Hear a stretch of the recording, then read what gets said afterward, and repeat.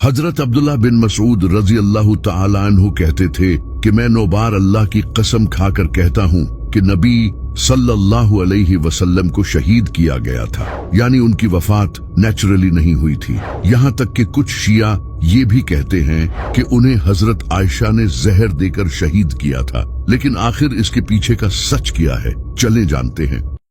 خیبر کی جنگ کے بعد ایک یہودی عورت نبی صلی اللہ علیہ وسلم کے لیے بکرے کا گوشت پکا کر لائی، اور اس نے یہ گوشت آپ صلی اللہ علیہ وسلم کی خدمت میں پیش کیا۔ آپ صلی اللہ علیہ وسلم نے اس کا ایک لقمہ لیا اور فوراً اس بوٹی نے بول کر آپ صلی اللہ علیہ وسلم کو بتایا کہ اس میں زہر ہے، لیکن تب تک کئی صحابی اسے کھا چکے تھے۔ جب نبی صلی اللہ علیہ وسلم کو پتہ چلا کہ اس میں زہر ہے تو آپ صلی اللہ علیہ وسلم نے اس عورت کو واپس بلایا اور اس سے پوچھا کہ اس نے ایسا کیوں کیا، جس پر وہ عورت بولی کہ ہم یہ دیکھنا چاہتے تھے کہ اگر آپ اللہ کے سچے رسول ہوئے تو یہ زہر آپ کو کچھ نقصان نہیں پہنچائے گا، لیکن اگر آپ جھوٹے ہوئے تو اس سے آپ کی وفات ہو جائے گی، جس میں بھی ہمارا فائدہ ہے۔ تو نبی صلی اللہ علیہ وسلم نے اس عورت کو معاف کر دیا، لیکن جب باقی صحابیوں کی اس زہر کی وجہ سے موت ہوئی تو آپ صلی اللہ علیہ وسلم نے اس عورت کو اس کے بدلے قتل کروا دیا۔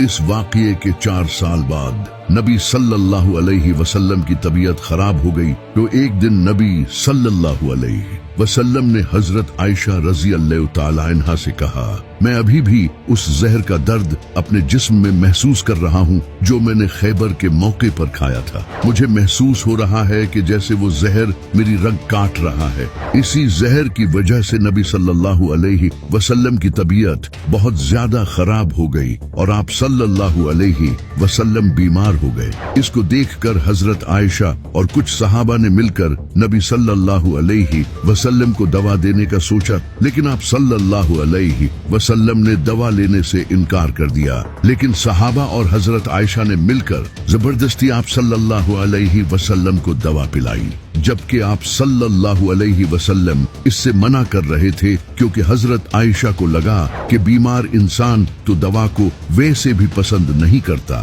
تو نبی صلی اللہ علیہ وسلم کو اس بات پر بہت غصہ آیا اور آپ صلی اللہ علیہ وسلم نے کہا کہ جو دوا تم نے مجھے پلائی ہے اب وہی دوا تم سب پیو، سوائے حضرت عباس کے، کیونکہ وہ ان میں شامل نہیں تھے۔ پھر اس کے کچھ ہی دنوں بعد نبی صلی اللہ علیہ وسلم کی وفات ہو گئی۔ نبی صلی اللہ علیہ وسلم کے آخری وقت میں امام علی آپ صلی اللہ علیہ وسلم کے ساتھ تھے اور آپ صلی اللہ علیہ وسلم کی امام علی علیہ السلام کے سامنے وفات ہوئی۔